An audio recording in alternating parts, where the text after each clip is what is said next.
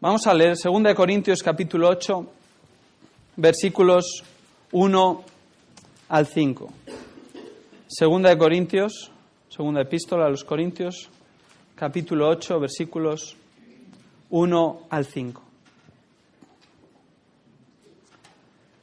Dice así la palabra del Señor: Ahora, hermanos, deseamos haceros saber la gracia de Dios que ha sido dada en las iglesias de Macedonia. Pues en medio de una gran prueba de aflicción, abundó su gozo, y su profunda pobreza sobreabundó en la riqueza de su liberalidad. Porque yo testifico que según sus posibilidades, y aún más allá de sus posibilidades, dieron de su propia voluntad, suplicándonos con muchos ruegos el privilegio de participar en el sostenimiento de los santos. Y esto no como lo habíamos esperado, sino que primeramente se dieron a sí mismos al Señor y luego a nosotros por la voluntad de Dios. Señor, ponemos este texto en tus manos, sabemos que sale de tu propia boca, que está inspirado, que no hay error en él. Señor, que nos conduce a la verdad y cómo debemos de comportarnos. Ayúdanos a recibirlo con un corazón humilde, que tu Espíritu obre en nosotros y que podamos aprender tu voluntad y ponerla en práctica. Esto oramos en el nombre de Jesús. Amén. Pablo escribe a la iglesia de Corinto.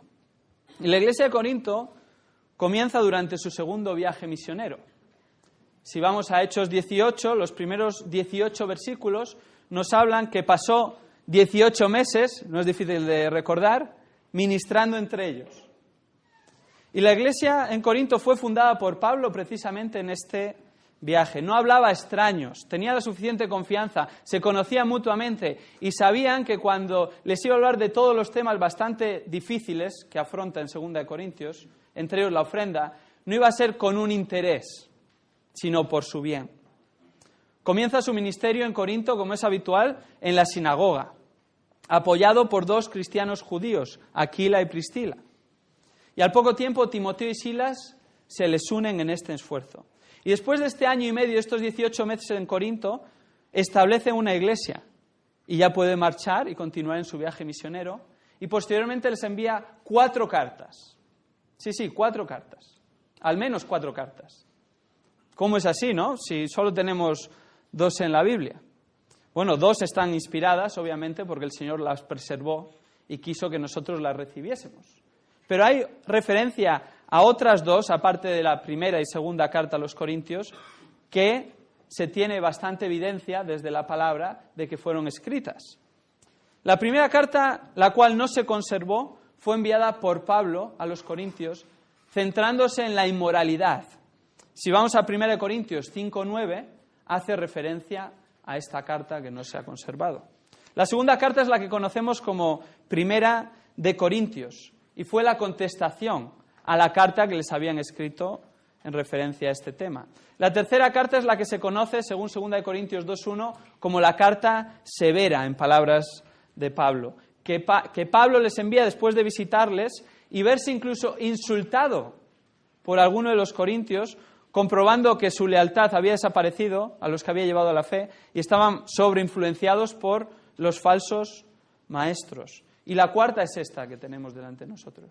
2 Corintios, que escribe tras recibir el informe de Tito y que habla de que la mayoría de los corintios se habían arrepentido de esa actitud hacia Pablo en su última visita. Pero Pablo, consciente de que ese arrepentimiento pudiera ser pasajero, les escribe para darles un panorama que les fundamentara en la verdad bíblica. Hablando de muchos temas, hablando del ministerio en los primeros 7 capítulos, hablando de su apostolado, defendiendo lo que había sido puesto en entredicho, y él lo defiende en los capítulos 10 al 13, pero también hablando de la ofrenda, que ocupa y es el tema central tanto del capítulo 8 como del capítulo 9. ¿Cuál era esta ofrenda? ¿A qué se destinaba esta ofrenda?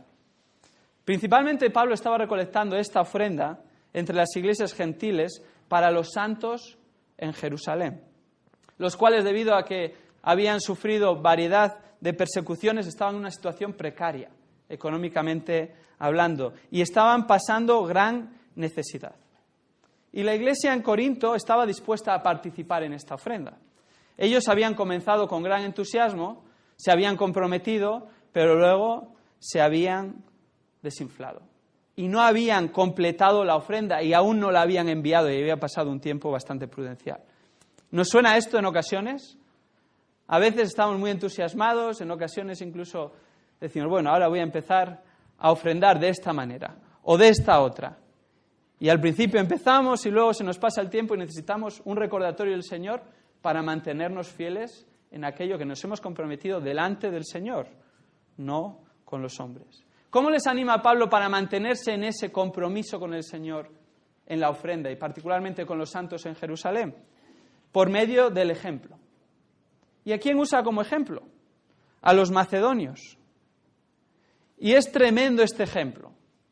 A mí, sinceramente, me humilla, porque de verdad era un ejemplo a la hora de ofrendar. 5 características de una ofrenda ejemplar, vamos a ver en esta mañana. 5 características de una ofrenda ejemplar personalizado en los macedonios y que es extensivo a cada uno de nosotros. Y este es el reto que enfrentamos hoy en día, que es fácil ser influenciados por otro tipo de influencias. En primer lugar, nuestra ofrenda al Señor, la que agrada al Señor, ha de ser generosa. Ha de ser generosa. Versículos 1 y 2. Ahora, hermanos, deseamos haceros saber la gracia o la generosidad de Dios que ha sido dada a las iglesias de Macedonia.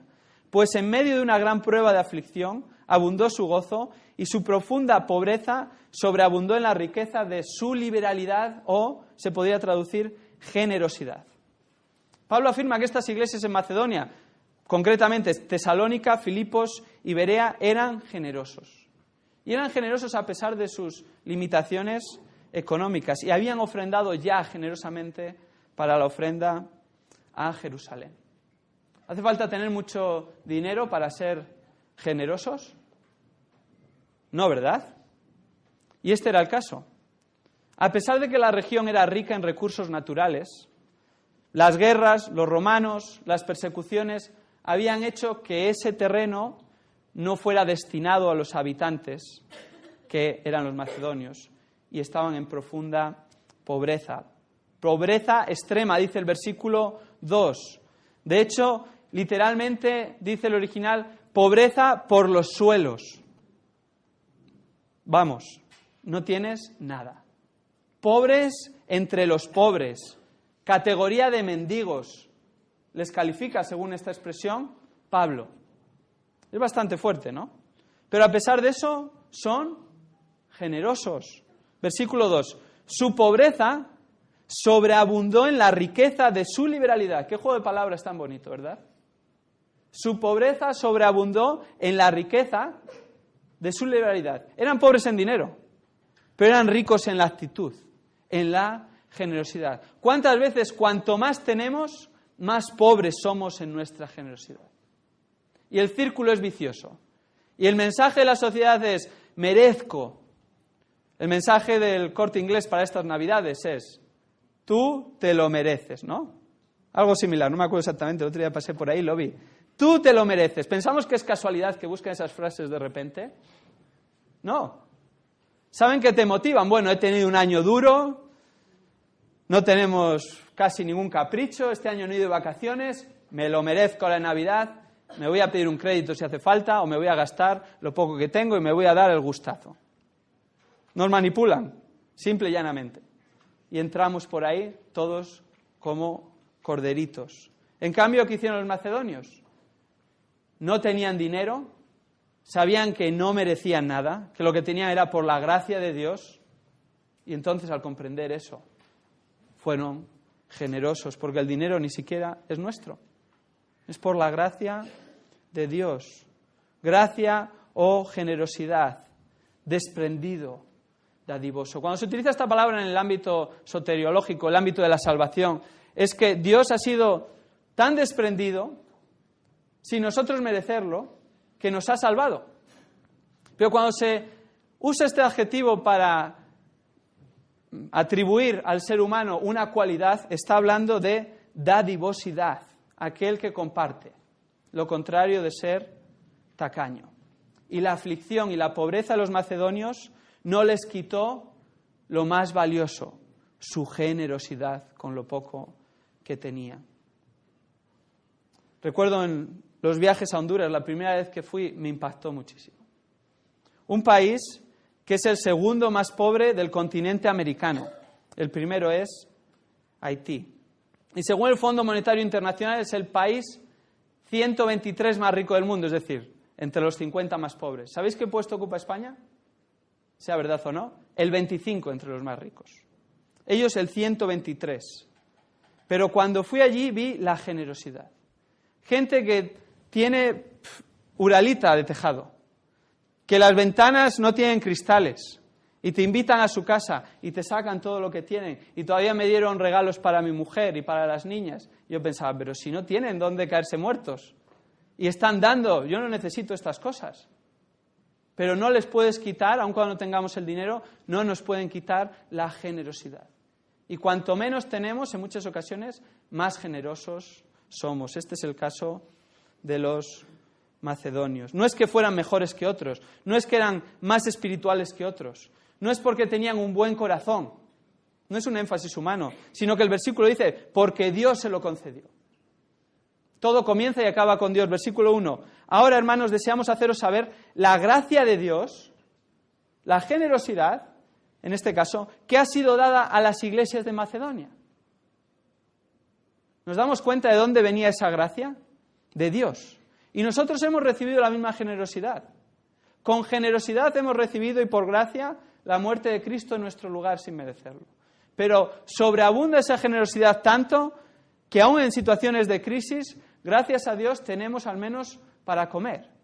Y si no, entre los hermanos tratamos de ayudarnos y hay un ministerio como la ayuda social para tratar de suplir aquello que falta. Pero no es cosa nuestra, es de Dios que lo pone en nuestro corazón. Y nuestra motivación es que Dios ya ha sido tan generoso con nosotros, ¿cómo no lo voy a ser yo con Él, con su obra? El mérito de una ofrenda generosa es de Dios, hermanos.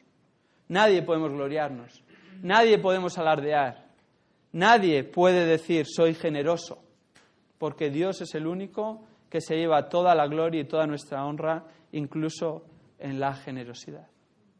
En primer lugar, una ofrenda ejemplar es generosa y lo vemos en los macedonios. Pero hay un segundo aspecto, una segunda característica de la ofrenda que agrada a Dios, y es que es sacrificada. Es sacrificada. Versículo 3. Porque yo testifico que según sus posibilidades, y aún más allá de sus posibilidades, dieron. Paramos ahí por ahora.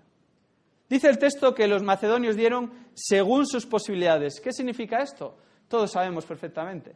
De acuerdo a lo natural, nada extraordinario, dentro de lo razonable, a aquello que estamos llamados cada uno. Pero luego añade que aún más allá de sus posibilidades, literalmente, contrario a lo natural, contrario a lo que se podía esperar, dieron. Más allá de lo que podías pensar. Unos mendigos, ¿qué van a dar? Pues dieron mucho más de lo que se podía esperar. Hay una cita de la fallecida, conocida como la Madre Teresa, que me gusta. Dice así: si das lo que no necesitas, eso no es dar. Yo creo que ella con su ejemplo lo vivió. Si das lo que no necesitas, eso no es dar. ¿Cómo son nuestras ofrendas, hermanos? Para el Señor, porque no es para nadie. Nadie tiene ningún interés en las ofrendas. Es para el Señor.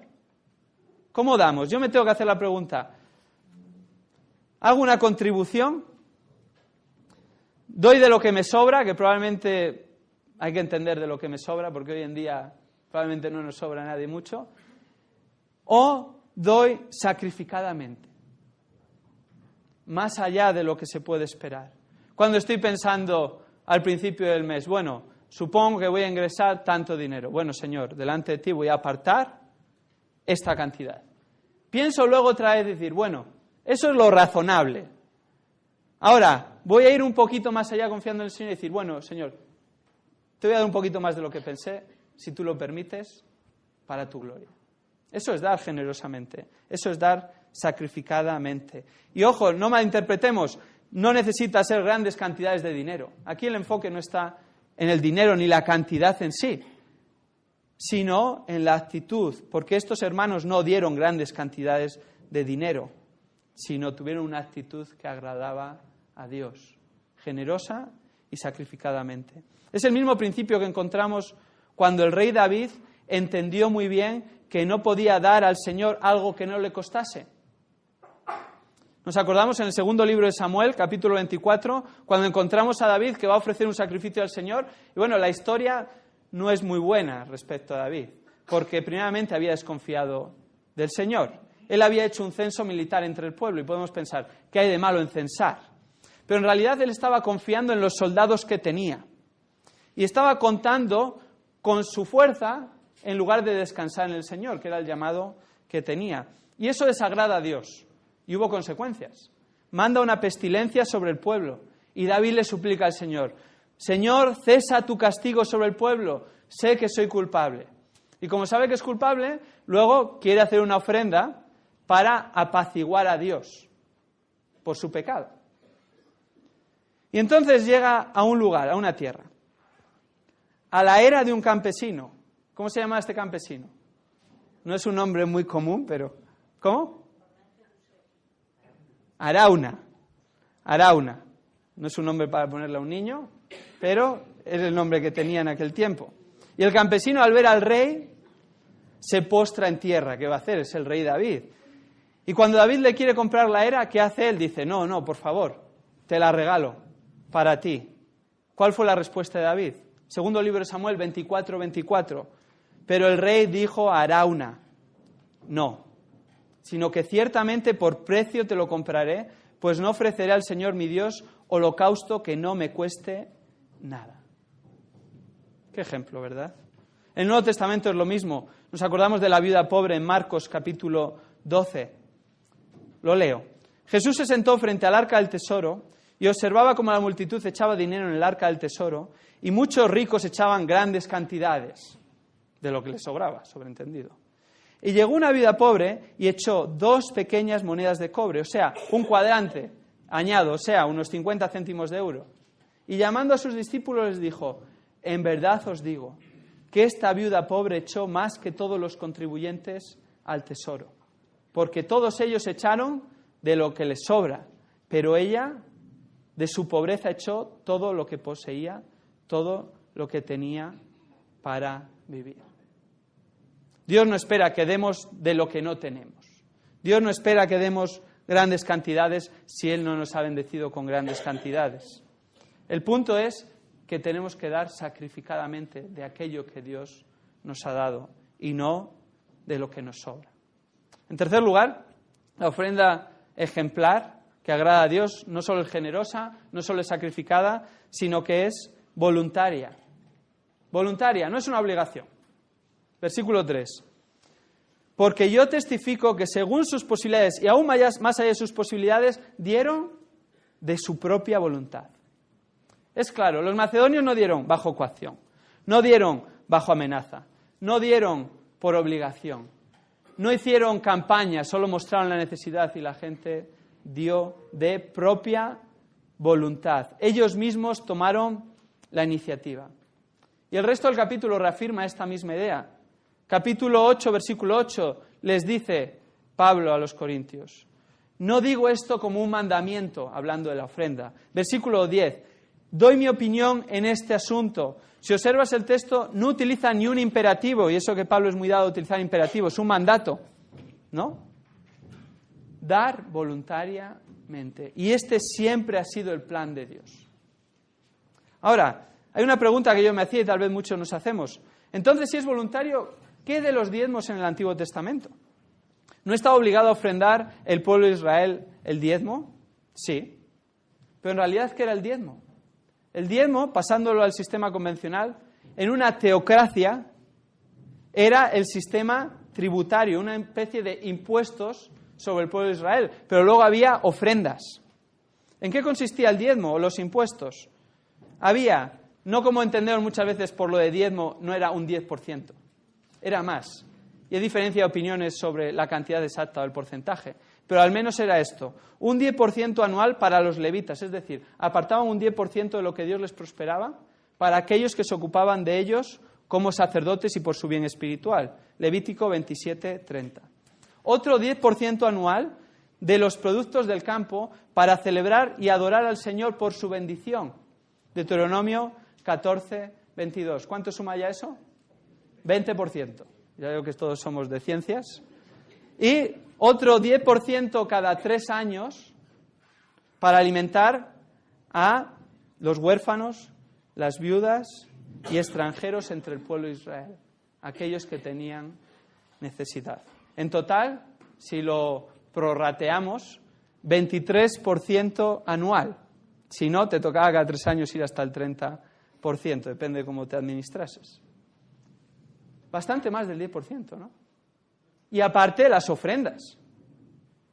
Desde luego, los diezmos del Antiguo Testamento, yo creo rotundamente que no se pueden tomar como una obligación, pero sí como un buen baremo o un buen ejemplo, una guía. No encontramos en ningún lugar de la palabra de Dios que eso sea una obligación para nosotros como hijos de Dios.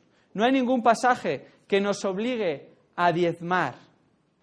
Pero ojo, esto no es una excusa para ser tacaños, porque muchas veces nos aprovechamos en esa dirección. Bueno, como el diezmo no es obligatorio, no, el diezmo no es obligatorio. Ofrendar es de gracia. Y cuando ofrendamos de gracia, el reto debería ser más generoso de lo que ni siquiera Dios esperaba de su pueblo. Ahí a lo mejor sí que queríamos dar el diezmo, en lugar de dar más del diezmo.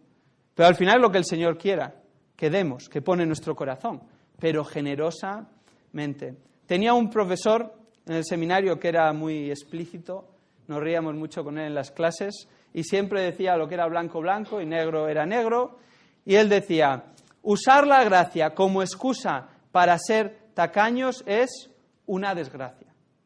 El que da de gracia da mucho más de lo que se supone que tendría que ofrendar. Y tiene razón. Dios no busca lo que damos en concreto, pero busca nuestra generosidad. Busca que demos sacrificadamente y que demos voluntariamente también. No es una obligación, pero sin perder de vista que tenemos que tener alegría al darlo. Alegría. Si es una imposición, mejor no dar, sinceramente. Mejor no dar, porque lo que Dios busca siempre en nuestra vida espiritual afecta a nuestro dinero o a cualquier otra área, es nuestro corazón.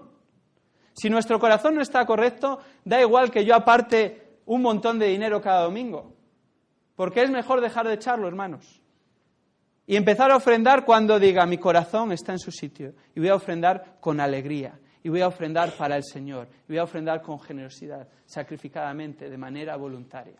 Y entonces recibiremos la bendición de que cuando pase la bolsa será un privilegio, como era para estas personas.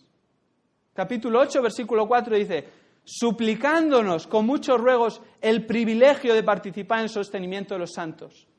En cuarto lugar, una ofrenda ejemplar que agrada a Dios es considerada como un privilegio. Lo consideraban así. Suplicaron ofrendar. ¿Nos imaginamos eso? Probablemente Pablo les había dicho, mira, no os preocupéis, no hace falta que ofrendéis. Estáis en una situación muy precaria, si casi sois vosotros los que necesitáis la ofrenda. Mira, pero ellos insistieron y le llegaron incluso a suplicar, por favor, permítenos participar de este, ¿qué dice ahí? Privilegio. Es un privilegio. Agustín de Hipona dijo en una ocasión, donde está tu placer, allí está tu tesoro. Donde está tu tesoro, allí está tu corazón. Donde está tu corazón, allí está tu gozo. La palabra dice algo similar, ¿verdad? Donde está nuestro tesoro, allí estará nuestro corazón. Es todo acerca del corazón. Todo acerca del corazón. Y es lo que debemos de examinar. ¿Es un privilegio, hermanos, ofrendar? Dios no necesita nuestro dinero. No lo necesita. Él es el Rey del universo. De Él proviene todo. Todo lo que tenemos viene de Él. No necesita nuestro dinero. Lo puede hacer que surja de un sitio o de otro. Ahora, ¿estamos dispuestos a tomar el gran privilegio de ser parte de la obra de Dios y recibir la bendición de ofrendar? Dios es el que nos hace el favor a nosotros. Nosotros no le hacemos ningún favor a Dios cuando pasa la bolsa y ofrendamos. Dios nos está haciendo un favor y nos está dando un privilegio. La ofrenda ejemplar es generosa, la ofrenda ejemplar es sacrificada, es voluntaria, es considerada un privilegio y, en quinto lugar, es un acto de adoración. Un acto de adoración, versículo 5. Y esto no como lo habíamos esperado, sino que primeramente se dieron a sí mismos al Señor y luego a nosotros por la voluntad de Dios. ¿Por qué ofrendaron los macedonios? ¿Por qué nosotros consideramos la ofrenda como parte de la mesa del Señor y como parte de un culto de adoración? En este versículo encontramos al menos parte de la explicación. Primeramente se dieron a sí mismos al Señor. Es decir, pusieron a Dios como la prioridad y entendieron, esta ofrenda, aunque finalmente va para los que están en Jerusalén, ¿para quién es? Para el Señor. Y yo voy a darme primero mi vida al Señor, y una vez que mi vida está dedicada al Señor, las ofrendas que son parte de mi vida también son para Él. Dios es lo primero. Y ellos se dieron primeramente al Señor y luego a nosotros por la voluntad de Dios, porque Dios lo permitió así. Si nuestra vida espiritual es rica, hermanos, si Dios es lo primero, entonces nuestra ofrenda será ejemplar. Los domingos no solo la adoramos con las canciones, con las lecturas, recordando la mesa del Señor, sino que la adoramos con la ofrenda también. Y como una expresión del resto de la semana, como una expresión de entrega a Él en cada ámbito, no solo en la ofrenda. Entrega a Él de tener un corazón receptivo para arrepentirnos cuando pecamos, de ser humildes delante del Señor y delante de nuestros hermanos, de reconocer nuestros errores, de venir aquí y delante del Señor, que nos recuerde la mesa del Señor, que no podemos dejar pasar otro día si hemos estado dejando pasar toda la semana, sino que tenemos que participar dignamente en la mesa del Señor y tenemos que resolver aquello que está detrás. Y de igual manera es la ofrenda. Si el resto de la semana hemos estado con el Señor, si Él es nuestra prioridad, entonces será parte de esa alegría de poder adorar al Señor con aquello que Él nos da y reconocer, Señor, tú toda esta semana, todo este mes, cómo me has cuidado, cómo me prosperas. Recapacitar una vez más, todo viene de ti, Señor. Qué privilegio ahora poder dar un poco como adoración a ti. Gracias a Dios por la generosidad de esta congregación.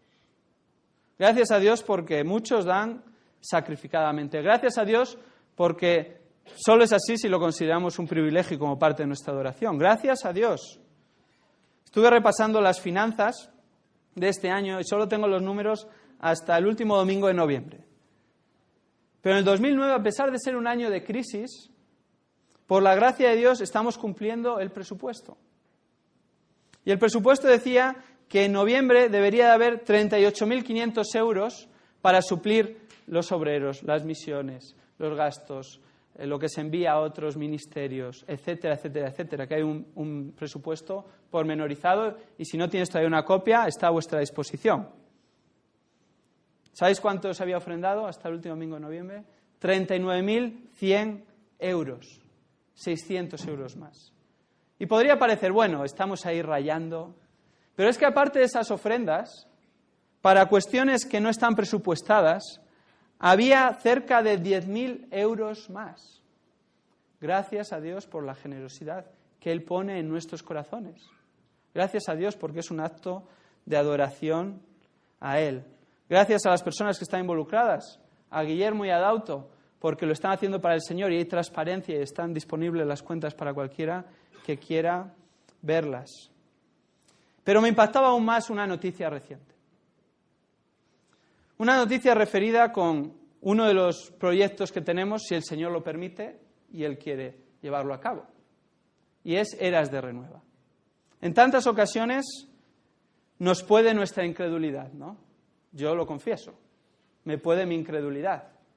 Porque desde el punto de vista humano, ¿cómo vamos a poder levantar una cantidad de dinero que sale de cualquier cálculo humano debido a nuestras ofrendas? ¿Cómo vamos a poder hacerlo en nuestras fuerzas? Es imposible. Es imposible.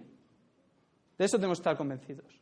Ahora, si Dios quiere, será posible. Y tenemos dos opciones. O participar de la bendición que el Señor nos da dando un paso de fe en la medida que Él nos permite, o perder la oportunidad de participar de lo que Dios, si quiere, va a hacer. No es acerca de nosotros, no es acerca de si yo me quiero ir y tú te quieres quedar. El Señor al final va a hacer lo que quiera. Si Él quiere que este local quede aquí, Él proveerá más de lo necesario, Él proveerá de personas que se queden aquí, Él proveerá de personas para ir al otro lugar. Ojalá pueda haber 2 puntos de testimonio. Tenemos que estar abiertos a eso, ¿verdad? Pero igualmente tenemos que estar abiertos que si el Señor provee menos o no provee personas, a lo mejor hay que plantearse vender este lugar. No sabemos qué va a pasar. O tal vez, si el Señor no provee, tenemos que echar marcha atrás y decir, no nos mudamos, Señor, tú sabes. A pesar de que la escuela dominical no hay sitio, a pesar de que la reforma de esta iglesia en electricidad y en muchas otras cuestiones, ventanas, calefacción, etcétera, etcétera, tejado, sería un dineral. Pero el Señor sabe, ¿no? Tenemos que estar abiertos a cualquiera de estas circunstancias. Pero ¿vamos a ser nosotros, hermanos, parte de lo que el Señor quiere hacer? ¿O nos vamos a enrocar y vamos a decir, no, Señor? El Señor lo va a hacer, incluso sin ti o sin mí, si quiere. Y el ejemplo más animador es que la semana pasada recibimos una noticia. Un hermano que quería ofrendar. Un hermano al que no conocemos nadie de esta congregación. Vamos, yo no lo he visto en mi vida en ningún otro, ni tenemos contacto con él de ningún tipo. Tiene contacto a través de un obrero en España. Y le preguntó, bueno, ¿qué necesidad hay? Quiero ofrendar. Y este hermano no es rico. Está jubilado. Y el otro hermano, que iba a recibir la ofrenda, también generosamente dijo, mira, nosotros aunque tenemos muchas necesidades, vemos más prioritario lo que están haciendo en la Iglesia de León, la oportunidad que Dios les ha dado con un terreno, que es algo increíble. Tal vez, si quieres, le explicó en una hoja todo lo que el Señor había hecho en estos años. Si quieres ofrendar, puedes ofrendar hacia eso, si tú quieres, ¿no? Ofrendó 50.000 euros. Gracias a Dios, ¿verdad? Gracias a Dios. Vamos a ser parte de la bendición del Señor, ofrendando lo que el Señor ponga en nuestro corazón, en lo que Él quiera. Pero vamos a ser parte de la bendición del Señor y una de estas cuestiones es Eras de Renueva. Vamos a dar un paso de fe, hermanos, y vamos a pensar, en lugar de pensar solo en mí, vamos a pensar en la obra del Señor. Y Señor, si tú quieres, yo quiero ser parte de eso y ofrendar voluntariamente, ofrendar generosamente, sacrificadamente. Esa es una pregunta que yo con mi mujer tengo que responder estas Navidades. Y me gustaría hacerla extensiva a los demás. Ser parte de lo que Dios va a hacer o no va a hacer. Y recibir la bendición del Señor en cualquier área de nuestra vida. Vamos a orar. Señor, te damos gracias por tu palabra. Te damos gracias por el tremendo ejemplo de nuestros hermanos en el pasado en Macedonia. Gracias, Señor, porque ellos aún en una situación mucho más difícil de la crisis actual te ofrendaron generosamente, Señor. Gracias porque esto vino de ti, Señor. Y sabemos que por nosotros nada podemos hacer. Sabemos que no tenemos los recursos, sabemos que no tenemos los medios. Ayúdanos, Señor, a confiar en ti en cada aspecto. Gracias porque tú en este año, a pesar de que parecía imposible, has puesto en el corazón de cada hermano ofrendar generosamente y no solo se ha cumplido la previsión, sino que ha sobreabundado, Señor. Gracias porque tú lo has puesto en cada hermano. Gracias por cada uno de los hermanos que ha ofrendado, Señor. Gracias por la bendición y el gozo que tú nos das de ser parte de tu obra. Y ahora ponemos este año venidero delante de ti, Señor. Con la economía de la Iglesia, con la economía de cada hogar, ayúdanos a ser generosos con aquellos que tienen necesidad. Ayúdanos a no perder de vista qué es lo importante en esta Navidad. Y, Señor, ayúdanos también a reflexionar acerca de esto que has puesto delante de nosotros en Eras de Renueva, Señor. Que se haga tu voluntad. Pero ayúdanos a dar pasos de fe confiando en que tú lo harás, Señor. Lo que tú pongas en nuestro corazón. Esto oramos en el nombre de Jesús. Amén. Entre los pobres, categoría de mendigos, les califica, según esta expresión, Pablo. Es bastante fuerte, ¿no? Pero a pesar de eso, son generosos. Versículo 2. Su pobreza sobreabundó en la riqueza de su liberalidad. Qué juego de palabras tan bonito, ¿verdad? Su pobreza sobreabundó en la riqueza de su liberalidad. Eran pobres en dinero, pero eran ricos en la actitud, en la generosidad. ¿Cuántas veces, cuanto más tenemos, más pobres somos en nuestra generosidad? Y el círculo es vicioso. Y el mensaje de la sociedad es, merezco. El mensaje del Corte Inglés para estas Navidades es, tú te lo mereces, ¿no? Algo similar, no me acuerdo exactamente, el otro día pasé por ahí, lo vi. Tú te lo mereces. ¿Pensamos que es casualidad que busquen esas frases de repente? No. ¿Saben qué te motivan? Bueno, he tenido un año duro, no tenemos casi ningún capricho, este año no he ido de vacaciones, me lo merezco la Navidad, me voy a pedir un crédito si hace falta o me voy a gastar lo poco que tengo y me voy a dar el gustazo. Nos manipulan, simple y llanamente. Y entramos por ahí todos como corderitos. En cambio, ¿qué hicieron los macedonios? No tenían dinero, sabían que no merecían nada, que lo que tenían era por la gracia de Dios, y entonces al comprender eso, fueron generosos, porque el dinero ni siquiera es nuestro, es por la gracia de Dios. Gracia o generosidad, desprendido, dadivoso. Cuando se utiliza esta palabra en el ámbito soteriológico, el ámbito de la salvación, es que Dios ha sido tan desprendido, sin nosotros merecerlo, que nos ha salvado. Pero cuando se usa... Vamos a leer 2 Corintios capítulo 8, versículos 1 al 5. 2 Corintios, segunda epístola a los Corintios, capítulo 8, versículos 1 al 5. Dice así la palabra del Señor. Ahora, hermanos, deseamos haceros saber la gracia de Dios que ha sido dada en las iglesias de Macedonia. Pues en medio de una gran prueba de aflicción, abundó su gozo, y su profunda pobreza sobreabundó en la riqueza de su liberalidad. Porque yo testifico que según sus posibilidades, y aún más allá de sus posibilidades, dieron de su propia voluntad, suplicándonos con muchos ruegos el privilegio de participar en el sostenimiento de los santos. Y esto no como lo habíamos esperado, sino que primeramente se dieron a sí mismos al Señor y luego a nosotros por la voluntad de Dios.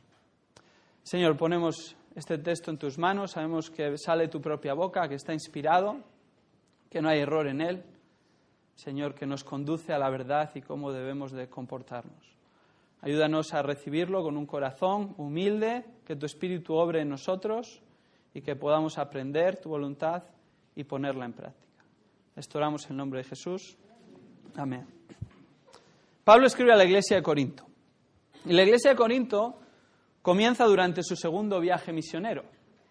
Si vamos a Hechos 18, los primeros 18 versículos nos hablan que pasó 18 meses, no es difícil de recordar, ministrando entre ellos. Y la iglesia en Corinto fue fundada por Pablo precisamente en este viaje. No hablaba a extraños, tenía la suficiente confianza, se conocían mutuamente y sabían que cuando les iba a hablar de todos los temas bastante difíciles que afronta en 2 Corintios, entre ellos la ofrenda, no iba a ser con un interés, sino por su bien. Comienza su ministerio en Corinto, como es habitual, en la sinagoga, apoyado por 2 cristianos judíos, Aquila y Priscila. Y al poco tiempo Timoteo y Silas se les unen en este esfuerzo. Y después de este año y medio, estos 18 meses en Corinto, establecen una iglesia y ya puede marchar y continuar en su viaje misionero. Y posteriormente les envía 4 cartas. Sí, 4 cartas. Al menos 4 cartas. ¿Cómo es así, no? Si solo tenemos 2 en la Biblia. Bueno, 2 están inspiradas, obviamente, porque el Señor las preservó y quiso que nosotros las recibiésemos. Pero hay referencia a otras 2, aparte de la primera y segunda carta a los Corintios, que se tiene bastante evidencia desde la palabra de que fueron escritas. La primera carta, la cual no se conservó, fue enviada por Pablo a los Corintios, centrándose en la inmoralidad. Si vamos a 1 Corintios 5:9, hace referencia a esta carta que no se ha conservado. La segunda carta es la que conocemos como Primera de Corintios y fue la contestación a la carta que les habían escrito en referencia a este tema. La tercera carta es la que se conoce, según 2 Corintios 2:1, como la carta severa, en palabras de Pablo, que Pablo les envía después de visitarles y verse incluso insultado por alguno de los corintios, comprobando que su lealtad había desaparecido a los que había llevado a la fe y estaban sobreinfluenciados por los falsos maestros. Y la cuarta es esta que tenemos delante de nosotros. 2 Corintios, que escribe tras recibir el informe de Tito y que habla de que la mayoría de los corintios se habían arrepentido de esa actitud hacia Pablo en su última visita. Pero Pablo, consciente de que ese arrepentimiento pudiera ser pasajero, les escribe para darles un panorama que les fundamentara en la verdad bíblica. Hablando de muchos temas, hablando del ministerio en los primeros 7 capítulos, hablando de su apostolado, defendiendo lo que había sido puesto en entredicho, y él lo defiende en los capítulos 10 al 13, pero también hablando de la ofrenda, que ocupa y es el tema central tanto del capítulo 8 como del capítulo 9. ¿Cuál era esta ofrenda? ¿A qué se destinaba esta ofrenda? Principalmente Pablo estaba recolectando esta ofrenda entre las iglesias gentiles para los santos en Jerusalén, los cuales, debido a que habían sufrido variedad de persecuciones, estaban en una situación precaria, económicamente hablando, y estaban pasando gran necesidad. Y la iglesia en Corinto estaba dispuesta a participar en esta ofrenda. Ellos habían comenzado con gran entusiasmo, se habían comprometido, pero luego se habían desinflado. Y no habían completado la ofrenda y aún no la habían enviado y había pasado un tiempo bastante prudencial. ¿Nos suena esto en ocasiones? A veces estamos muy entusiasmados, en ocasiones incluso decimos, bueno, ahora voy a empezar a ofrendar de esta manera o de esta otra. Y al principio empezamos y luego se nos pasa el tiempo y necesitamos un recordatorio del Señor para mantenernos fieles en aquello que nos hemos comprometido delante del Señor, no con los hombres. ¿Cómo les anima a Pablo para mantenerse en ese compromiso con el Señor en la ofrenda y particularmente con los santos en Jerusalén? Por medio del ejemplo. ¿Y a quién usa como ejemplo? A los macedonios.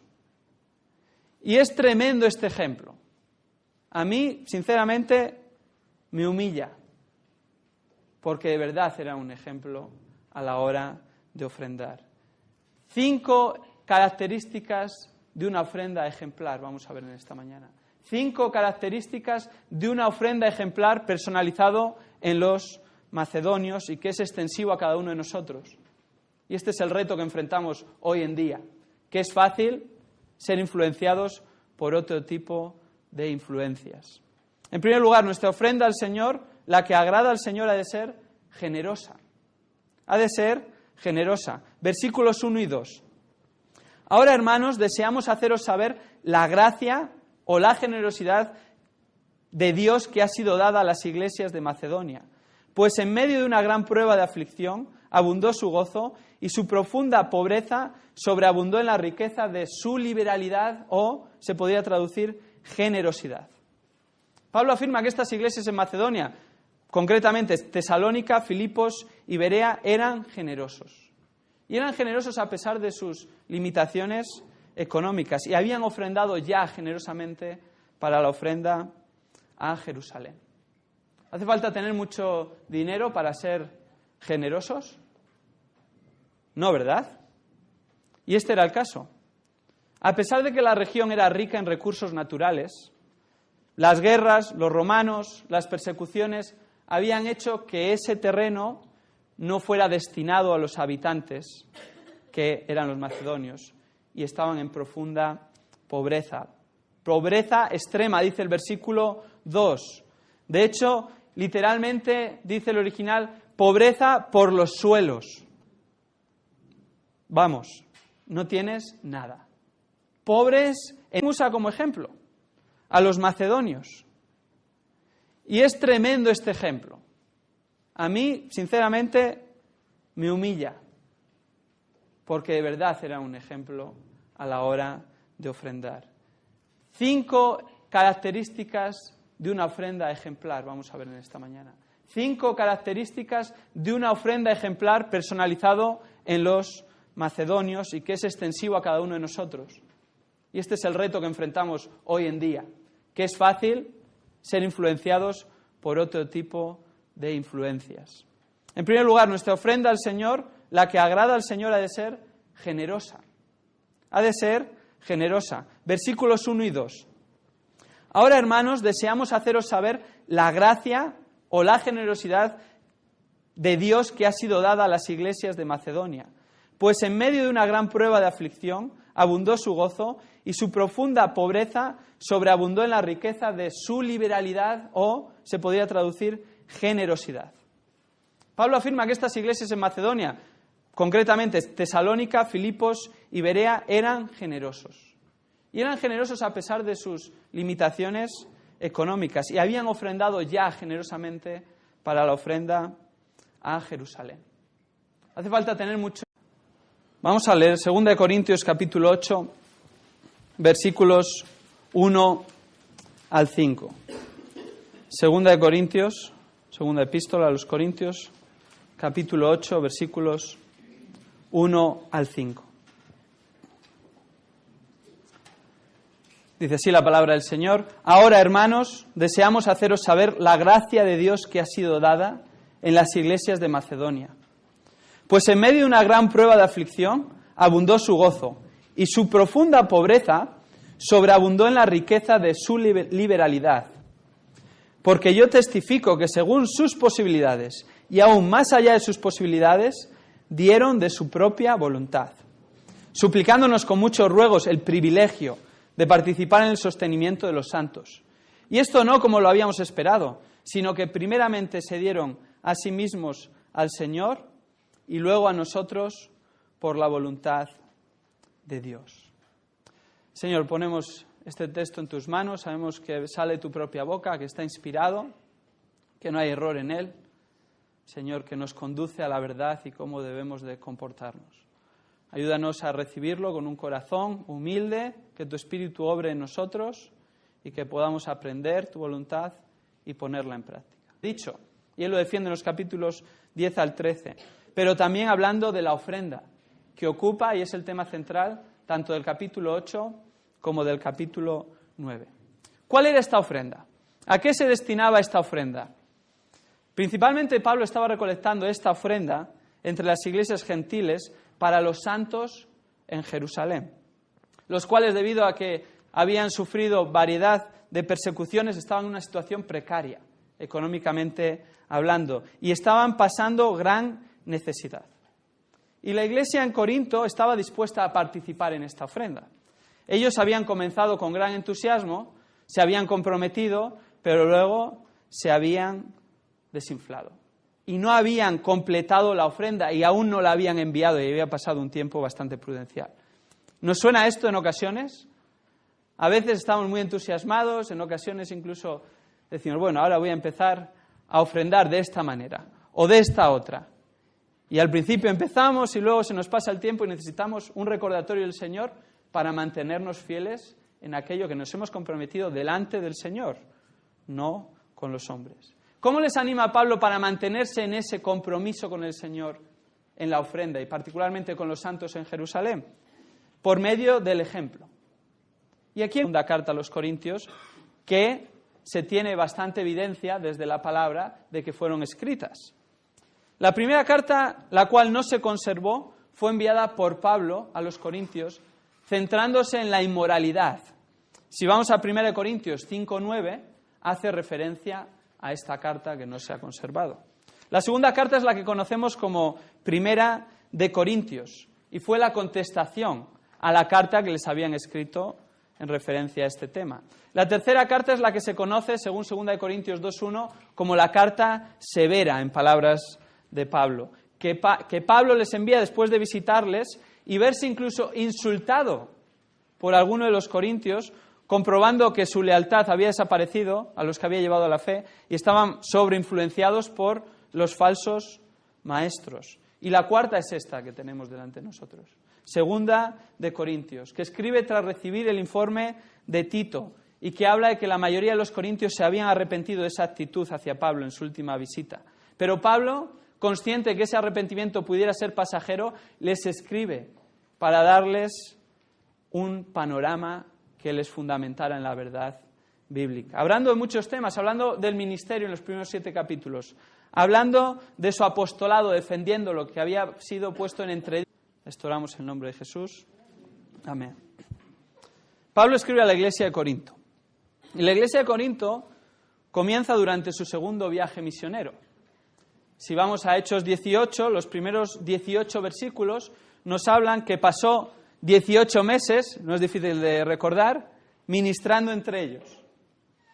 Y la iglesia en Corinto fue fundada por Pablo precisamente en este viaje. No hablaba a extraños, tenía la suficiente confianza, se conocían mutuamente y sabían que cuando les iba a hablar de todos los temas bastante difíciles que afronta en 2 Corintios, entre ellos la ofrenda, no iba a ser con un interés, sino por su bien. Comienza su ministerio en Corinto, como es habitual, en la sinagoga, apoyado por 2 cristianos judíos, Aquila y Priscila. Y al poco tiempo Timoteo y Silas se les unen en este esfuerzo. Y después de este año y medio, estos 18 meses en Corinto, establecen una iglesia y ya puede marchar y continuar en su viaje misionero. Y posteriormente les envía 4 cartas. Sí, 4 cartas. Al menos 4 cartas. ¿Cómo es así, no? Si solo tenemos 2 en la Biblia. Bueno, 2 están inspiradas, obviamente, porque el Señor las preservó y quiso que nosotros las recibiésemos. Pero hay referencia a otras 2, aparte de la primera y segunda.